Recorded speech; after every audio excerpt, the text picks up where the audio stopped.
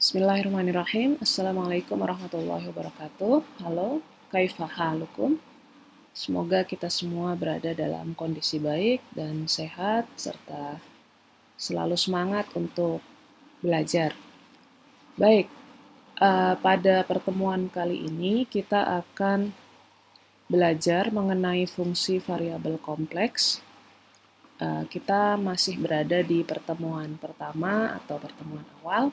Dan pada pertemuan kali ini kita akan belajar mengenai konsep dasar bilangan kompleks, kemudian sedikit kronologi mengapa bilangan kompleks ada, kemudian kita juga akan membahas properties ya, sifat dan operasi dalam bilangan kompleks. Baik. Sebelum belajar bilangan kompleks, kalian tentu sudah pernah mengenal mengenai struktur-struktur bilangan yang lain, gitu ya. Nah, perlu kalian ketahui bahwa bilangan kompleks ini merupakan salah satu terobosan penting nih dalam dunia matematika. Nah, bagi kalian yang telah mengikuti perkuliahan aljabar linier, kita kenal himpunan bilangan bulat, ya, yang merupakan himpunan sederhana yang punya struktur grup, ya, dan kalau lebih jauh lagi ada struktur namanya gelanggang, gitu ya. Nah, struktur grup dari bilangan bulat ini menyebabkan atau membuat setiap persamaan linier monik memiliki solusi. Nah, tetapi ada kasus di mana persamaan linier umum AX plus B sama dengan C, dengan A, B, dan C itu di suatu himpunan katakanlah F, menuntut struktur yang lebih canggih bagi F untuk bisa diselesaikan, yaitu lapangan. Jadi dari struktur grup, kemudian gelanggang, kemudian kita perlu lapangan supaya suatu persamaan AX plus B sama dengan C itu mempunyai penyelesaian. Nah, lapangan yang paling sederhana itu adalah bilangan rasional. Ya, kita biasa menyebutnya dengan Q, di mana Q sama dengan himpunan A per B, dengan A dan B-nya adalah bilangan bulat. Oke. Nah, selanjutnya, ternyata kita temukan lagi bahwa lapangan ini tidak memiliki sifat setiap subset terbatas darinya memiliki batas atas terkecil dan batas bawah terbesar, ya, supremum dan infimum. Ya. Nah, sifat inilah yang kemudian berakibat setiap barisan Cauchy itu konvergen. Hai, sebelum melanjutkan video ini, silahkan klik like, share, dan berikan komentar Anda, serta subscribe jika Anda merasa channel saya bermanfaat untuk Anda. Terima kasih. Sifat ini, ya, setiap subset ini, supremum infimum ini, disebut lengkap, ya, sifat lengkap. Nah, kebutuhan untuk mengkonstruksi sebuah lapangan yang lengkap itu kemudian mendorong adanya himpunan bilangan real. Oke. Jadi kalau yang tadinya kita berangkat dari bilangan bulat, kemudian ada bilangan rasional, nah kemudian karena kita butuh sifat ini, maka kita sudah punya struktur himpunan bilangan real. Nah, akan tetapi, meskipun himpunan bilangan real memiliki sifat lengkap, ya, ternyata lapangan di bilangan real itu tidak tertutup secara aljabar. Tertutup secara aljabar itu maksudnya setiap polinom berderajat n memiliki n buah pembuat nol. Jadi masih ada yang kurang lagi nih, ketertutupan. Ya. Jadi dia lengkap tapi dia belum tertutup. Nah, kemudian contohnya gimana, Bu? Contoh klasiknya itu ada, kita kadang-kadang menemukan persamaan x kuadrat plus 1 sama dengan 0, ya, yang sama sekali tidak memiliki akar di bilangan real. Ya. Oke. Coba kalau kita lihat x kuadrat sama dengan negatif 1 gitu kan. Nah, kalau kita bekerja di bilangan real, maka kita tidak punya solusinya. Nah, jika akar dari persamaan ini ya, disebut I, ya, maka kita dapat membentuk lapangan bilangan kompleks. Nah, kita lompat lagi nih, kita jalan lagi nih ke bilangan kompleks yang tertutup secara aljabar. Masalah serius dalam hal ini adalah persamaan x kuadrat plus 1 sama dengan 0 memiliki dua akar. Nah, akar manakah yang akan kita pilih sebagai I? Nah, ini sebabnya pendekatan yang lebih formal dan rigid dibutuhkan untuk mendefinisikan himpunan bilangan kompleks. Oke, nah jadi saya harap sampai sini kalian sedikit banyak bisa paham nih. Kenapa sih kita tiba-tiba belajar himpunan kompleks atau belajar bilangan kompleks gitu. Setelah kemarin Anda belajar bilangan real gitu kan. Baik. Sekurang-kurangnya ada 4 pendekatan untuk mendefinisikan bilangan kompleks yang akan kita perkenalkan. Ya. 1, dalam bentuk pasangan terurut A, B, dengan A dan B-nya itu adalah bilangan real. Kemudian 2, dalam bentuk rektangular, yaitu A plus BI, dengan AB merupakan elemen bilangan real. Kemudian yang ketiga, dalam bentuk matriks, bentuknya adalah AB minus BA, dengan AB adalah elemen bilangan real. Dan yang terakhir dalam bentuk R cos theta plus I sin theta. Biasanya saya atau kita menyebutnya ini bentuk polar ya.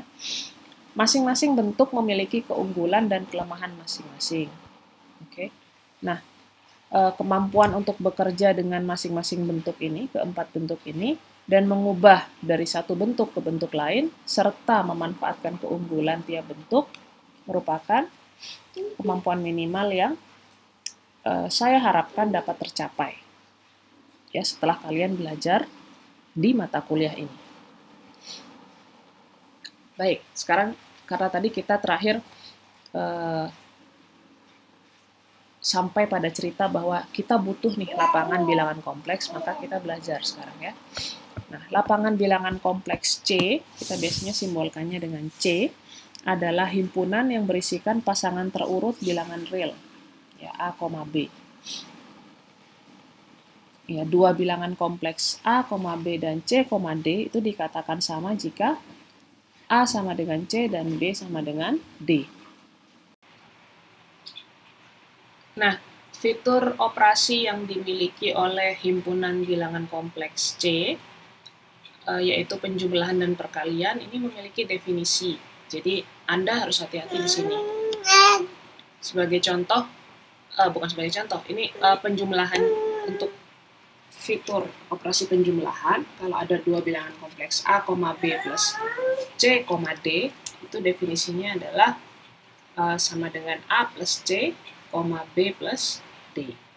Oke, jadi depan dijumlahkan depan, belakang dijumlahkan belakang. Nah, untuk perkalian, strukturnya adalah kalau ada perkalian A, B kali C, D, maka perkaliannya itu adalah A kali C minus B kali D, A kali D plus B kali C. Jadi hati-hati, oke? Selanjutnya, terhadap operasi penjumlahan, bilangan kompleks itu memenuhi 4 properties ya, 4 sifat, yaitu komutatif, asosiatif, kemudian memiliki identitas, dan yang terakhir memiliki inverse. Ini saya kira properti standar ya yang mungkin sudah pernah kalian pelajari di mata kuliah aljabar. Nah, kalau memenuhi ini berarti kita bisa sebut bilangan kompleks ini membentuk grup komutatif. Ya. Jadi sama sebenarnya seperti struktur bilangan real. Jadi komutatifnya itu maksudnya bisa dibalik ya. Jadi kalau A1, B1 ditambah A2, B2 sama saja dengan A2, B2 ditambah A1, B1. Kemudian kalau asosiatif, kalau ada 3 bilangan kompleks dijumlahkan, maka Iya, dia bisa saja sama dia sama artinya dengan kalau kurungnya berubah gitu ya. Jadi seperti ini. Nah, kemudian kalau identitas bilangan kompleks itu 0,0 ya, bilangan 0 ya untuk penjumlahannya ya, untuk operasi penjumlahan. Jadi elemen identitas itu menyebabkan jika satu bilangan kompleks ditambahkan dengan elemen identitas, maka dia akan menghasilkan dirinya sendiri. Nah, yang terakhir inverse ya. Inverse itu maksudnya kalau satu bilangan kompleks ditambahkan dengan inverse-nya, maka dia akan menghasilkan elemen identitas. Oke? Kalau memenuhi ini semua, maka kita sebut sebagai grup komutatif. Baik, selanjutnya sekarang operasi perkalian. Ya. Terhadap operasi perkalian, bilangan kompleks itu selain 0,0, ya ingat ya, selain 0,0, membentuk grup komutatif juga. Oke. Elemen identitas pada grup perkalian ini adalah 1,0. Kalau tadi penjumlahan identitasnya 0,0, sekarang kalau perkalian 1,0. Jadi misalkan A, B adalah bilangan kompleks, kita ingin mencari bilangan kompleks X, Y yang merupakan inverse perkalian dari A, B, yaitu ya ini kalau dikalikan akan menghasilkan identitasnya. Berarti ini adalah inverse-nya. Paham maksudnya ya? Kalau tadi kan ini kalau dijumlahkan akan menghasilkan identitas. Berarti temannya ini adalah namanya inverse. Ya. Sama perkalian juga gitu, kalau suatu bilangan kompleks dikalikan dengan bilangan kompleks lainnya menghasilkan inverse yaitu 1,0, menghasilkan identitas yaitu 1,0, maka temannya ini adalah inverse-nya. Nah, bagaimana cara mendapatkan inverse-nya? Ya, kita operasikan dia sesuai kaidah yang tadi, kaidah perkalian bilangan kompleks. Ingat, kaidahnya adalah A kali X minus B kali Y, A kali Y plus B kali X. Ini ya, sama dengan ini, sama dengan identitasnya. Nah, di sini kita padankan dia. Jadi A X minus BY itu sama dengan 1, sedangkan AY plus BX atau BX plus AY sama dengan 0. Ya, ini jadinya adalah sistem persamaan. Kita punya dua persamaan. Oke? Nah, solusi dari sistem persamaan ini, ingat di metode numerik kita pernah belajar ya, bagaimana menyelesaikannya. Ini kita pakai determinan ya, teknik determinan. Ya. Kalau kita mencari X, maka kita membagi determinannya 1, 0, minus B dan A. Jadi ingat sini, kalau ingin kita mencari X-nya, kita kan di sini intinya ingin mencari XY ya, sehingga kita dapat menemukan inverse-nya. Nah, kita ingin mencari X berarti determinan matriks 1, 0, dan minus B, A. Ya, ini. Koefisiennya si Y. Kalau kita mencari X, kita perhatikan koefisiennya si Y. Tapi kalau kita mencari Y, kita memperhatikan koefisiennya X. Ya, koefisiennya Y apa? Minus B dan A. Lihat ini, minus B dan A. Ini apanya, Bu? Ini adalah si ininya tadi. Konstantanya. Oke. Dibagi dengan semua koefisien variabel. Ya, AB dan minus BA. AB dan minus BA. Nah, dioperasikan determinannya gimana? Operasi determinan silang ya. 1 kali A min B kali 0. Hasilnya A dibagi A kuadrat min B kali B. Jadi plus jadinya ya, plus B kuadrat. Begitu juga dengan Y. Perhatikan koefisien si X. Tapi posisinya berubah. Oke, AB 1, 0 dan pembaginya tetap. Jadi di bilangan kompleks kita temukan bahwa inverse dari si bilangan kompleks untuk operasi perkalian itu adalah ini, XY-nya itu adalah ini. Sehingga bisa dijamin kalau dia dikalikan, ya AB dikalikan XY, di mana XY-nya adalah ini, maka dia akan menghasilkan identitasnya, yaitu 1,0. Bisa dicoba. Oke. Tapi syaratnya apa? Penyebutnya tidak boleh 0. Nah, seperti yang saya katakan tadi, kedua operasi ini, ya, penjumlahan dan perkalian, kalau perkalian selain 0,0 ya, membentuk grup komutatif, ya, dan juga memenuhi sifat distributif juga.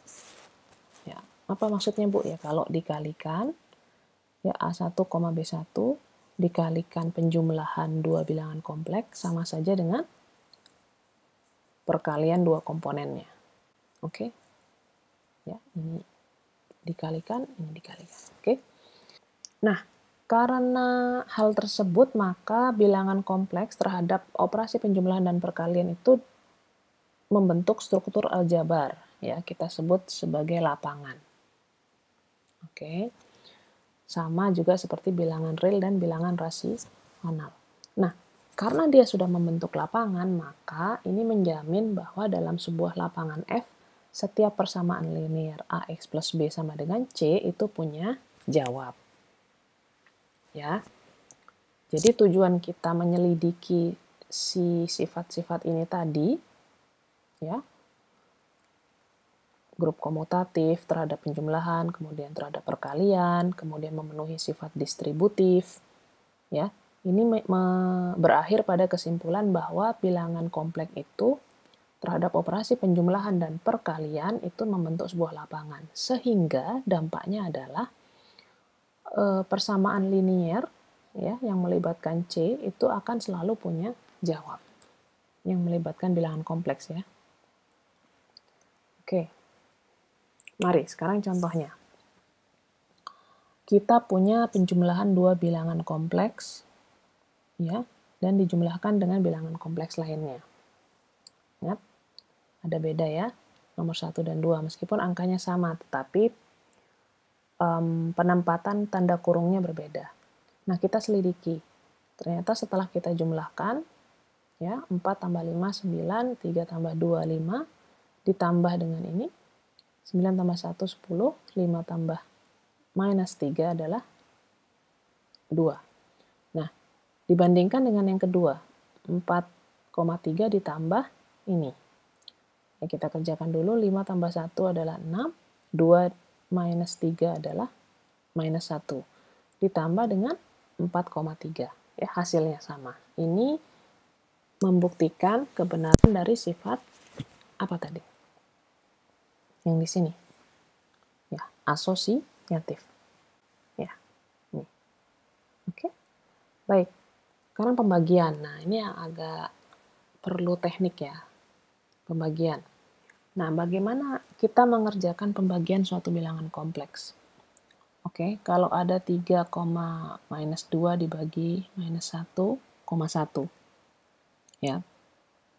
Kita tidak bisa begitu saja membagi ya, tapi kita pakai teknik. Nah, kita pakai teknik prinsip inverse tadi, bahwa kalau kita mengalihkan dua bilangan kompleks dan menghasilkan identitas, ingat ini identitas, maka temannya ini adalah inverse-nya. Sehingga nantinya kalau kita kalikan inverse-nya ini dengan si pembilang ini, maka dia sama saja dengan hasilnya. Ya. Kalau pembagian kan gini, A dibagi B itu sama saja dengan apa? A kali seper B, kan gitu ya. Nah, seper B itu kan inverse-nya B. Oke, nah, jadi dalam hal ini kita akan cari inverse-nya dulu, ya. Jadi agak sedikit tidak sederhana, tapi saya kira kalian akan bisa melakukannya kalau saya sudah contohkan, oke? Nah,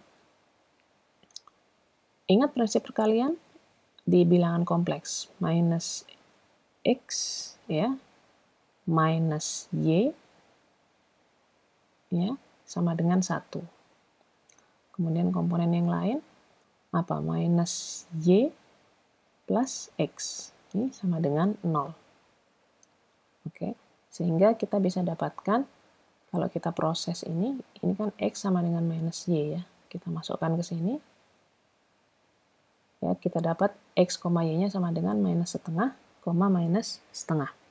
Sehingga ini, bentuk ini, seperti yang saya katakan tadi ya, bisa saja kita tulis ulang menjadi pembilangnya dikalikan inverse-nya. Karena kita sudah tahu bahwa minus setengah ini adalah inverse dari minus 1, 1. Oke. Sehingga ketika dikalikan sesuai kaidah bilangan kompleks, didapatkan ini. Jadi hasil pembagian 3 minus 2 dibagi minus 1,1 adalah minus 5/2, minus 1/2. Nah, sekarang latihan untuk kalian, coba dikerjakan 5,5 dibagi 3,4 dengan teknik yang sama kayak ini. Oke, baik. Nah, sekarang representasi kedua. Kalau tadi adalah representasi pasangan berurutan, sekarang representasi bilangan kompleks bentuk rektangular, yaitu A plus BI. Perhatikan kalau kita memandang A, himpunan A ya, yaitu pasangan berurutan A, 0 dengan A elemen real, ya, dan himpunan A ini adalah subset dari bilangan kompleks, himpunan bilangan kompleks gitu ya, maka kedua operasi di atas tertutup pada A. Ya, kedua operasi di sini tertutup pada A, yaitu ini, kalau kita punya penjumlahan bilangan yang ini, maka dia sama saja dengan A1 plus A2, 0. Oke, karena dia subset dari apa? Kompleks. Nah, coba perlihatkan ya dari sini bahwa hukum distributif tetap berlaku. Distributif itu yang mana, Bu? Yang ini tadi. Mana tadi? Nah, ini. Nah, tapi dengan tugas Anda adalah memperlihatkan itu, tapi dengan bilangannya adalah A1,0. Ya, yang ini tadi. Coba perlihatkan ya, distributif. Oke? Ini yang latihan kedua. Karena fakta ini tadi, ya bahwa A subset dari bilangan kompleks, sedangkan bilangan kompleks tadi itu adalah lapangan, ya kita telah belajar tadi, maka kita bisa bilang A adalah sub lapangan dari C. Ya, dan kita bisa tulis ini. Kita bisa katakan bahwa si A ini adalah korespondensi 1,1. Jadi kita dapat melihat R sebagai juga sub lapangan dari C. R ini kompleks ya. R ini real ya. Ya, akibatnya itu bahwa kita bisa menyebut bahwa bilangan real ini juga sub lapangan dari C karena fakta ini tadi, penulisan ini tadi. Sekarang kita ingin melihat nih, mengapa kita bisa merepresentasikan bilangan kompleks ke dalam bentuk rektangular. Ya, ini prosesnya. Nah, kita ingin mencari bilangan kompleks A, B yang memenuhi A, B kuadrat plus 1,0 sama dengan 00. Ini apa ini? Ini adalah identitasnya si penjumlahan. Ingat ya. Identitasnya penjumlahan. Nah,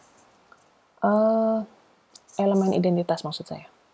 Nah, karena A, B kuadrat itu sama saja dengan ini, dan sama saja dengan ini, kalau dikalikan berdasarkan kaidah bilangan kompleks yang tadi, pasangan terurut, ya, bisa dipahami ya, kalau dikalikan A kuadrat minus B kuadrat. Bu, kok minus, Bu? Kaidahnya kan seperti itu tadi, oke? Ini ujung sama ujung tandanya minus. A kuadrat minus B kuadrat. Kemudian AB, BA. Jadinya 2AB. Oke. Maka kita bisa tulis ini. Ya. Ini kita bisa tulis ulang menjadi A kuadrat minus B kuadrat, 2AB plus 1,0 turun sini. Ya. Sehingga sama saja dengan A kuadrat minus B kuadrat plus 1, 2AB plus 0. Ya, jadi tidak berubah komponen keduanya. Oke. Artinya, kita tulis ulang ini, ya karena ini ruas kiri sama saja dengan ini, maka saya turunkan ke sini, maka ruas kanannya sama dengan 0,0. Oke, nah di sini kita dapat sistem persamaan lagi, bahwa komponen pertama ya sama dengan 0, komponen kedua sama saja dengan 0. Ya, atau kita tulis ulang, A kuadrat minus B kuadrat sama dengan negatif 1, pindah ke sini, dan 2AB sama dengan 0. Nah, kalau kita proses ya, sistem persamaan ini, maka kita akan dapatkan apa? Kita akan dapatkan A, B-nya itu 0,1 dan 0, negatif 1. Ya, Anda bisa baca ini. Dari persamaan kedua, entah A, 0 atau B, entah A sama dengan 0 atau B sama dengan 0, itu bisa berlaku keduanya ya, salah satunya. Ya. Jika Anda memilih B ini 0 ya, maaf saya salah tulis. Jika B sama dengan 0, maka A kuadrat sama dengan negatif 1. Ya. Tetapi tidak ada bilangan real yang memenuhinya. Ya, kalau A kuadrat sama dengan negatif 1 kan bilangan real nggak bisa bekerja kan? Nah, maaf. Jadi haruslah A-nya yang sama dengan 0 dan B-nya sama dengan 1. Ya. Atau A sama dengan 0 dan B sama dengan negatif 1. Oke, jadi A-nya yang kita nolkan. Ini di sini. Karena ini statusnya adalah bilangan real. Ya, kalau Anda pilih ini yang tidak 0, maka akan susah. Sehingga didapatkan ini.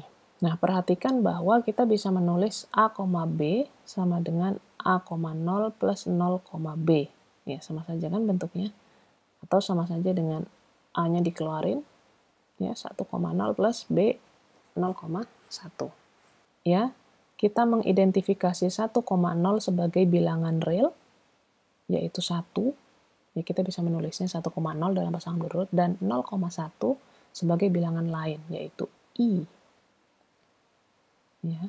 Selanjutnya, A, B yang sama dengan ini tadi, kita bisa tulis A kali 1, karena ini tadi adalah bilangan real yang sama dengan 1, sehingga kita bisa tulis 1, plus B kali I. Oke, karena ini tadi. Ya, ini. Yaitu, dan bisa kita tulis dimisalkan dengan Z.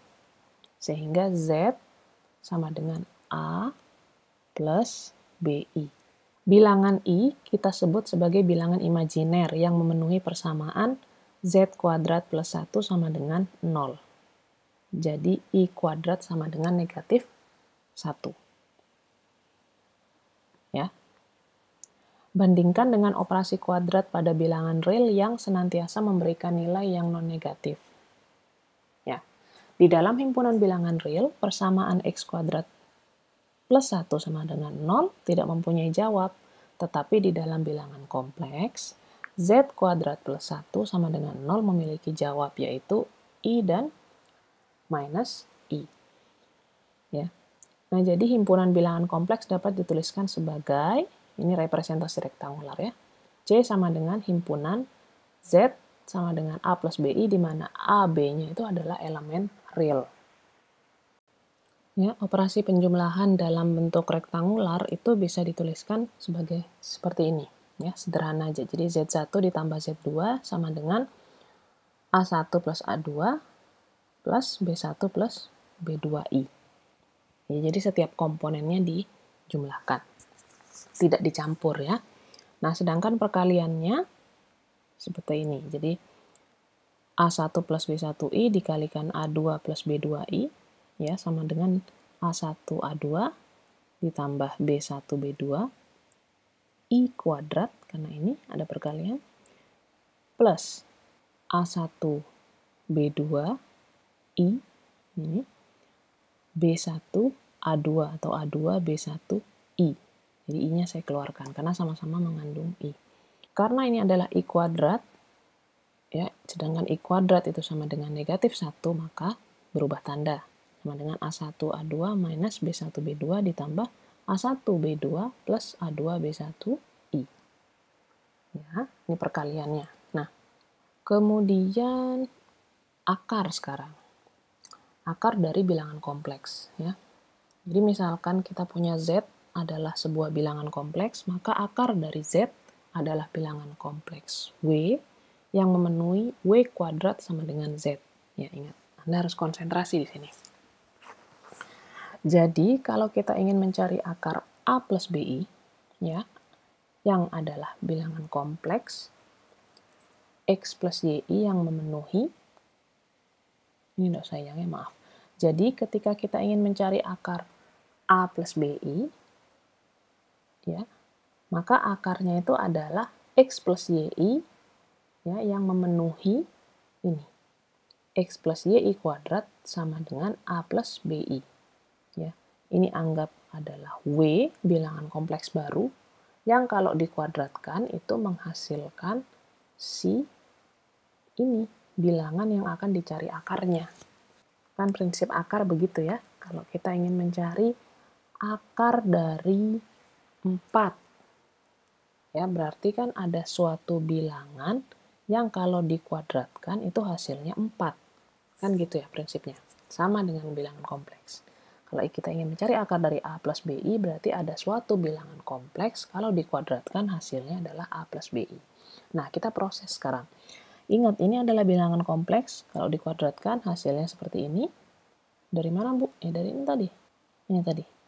Ya. Sama dengan A plus BI. Nah, setiap komponennya dipadankan. Jadi, komponen yang tidak mengandung I adalah ini, maka X kuadrat minus Y kuadrat sama dengan A, dan 2XY sama dengan B. Ini. Yang mengandung I, 2XY sama dengan B. Jadilah sistem. Nah, ini adalah latihan ketiga. Kira-kira nih, bagaimana Anda menyelesaikan ini?